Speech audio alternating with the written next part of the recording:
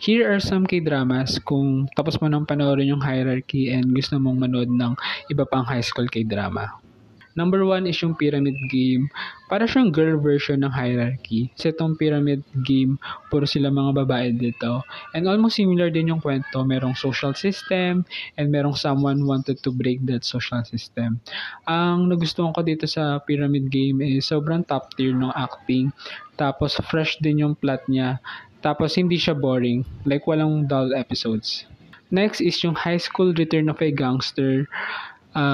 Almost same siya ng Hierarchy, pero ang maganda kasi sa K-drama na to, merong good balance ng kwento when it comes dun sa family issue ng character and yung sa mga issues na kinakaharap niya sa school such as bullying and grades. Like dito sa High School Return of a Gangster, mafe-feel mo talaga na high school student sila. Ganun yung vibe niya. Shadow Beauty. This is one of the best high school K-drama na napanood ko and one of my go-to recommendation sa mga hindi pa nakakapanood kasi sobrang badass ng plot.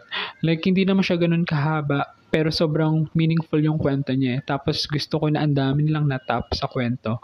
Like, ang daming issues about mental health, academic pressure, internet, beauty standard. Basta madami silang tinap sa K-drama na to. And last is Revenge of Others. So, kung gusto mo ng mala hierarchy, watch mo tong Revenge of Others kasi parang ganun din yung kwento niya about high school tapos may revenge. Medyo mas classic lang yung kwento ng Revenge of Others compare mo dun sa other K-dramas na ni-recommend ko. Pero decent K-drama naman siya. Must watch din. Mukha rin namang ma-enjoy nyo tong K-drama na to. Yun lang.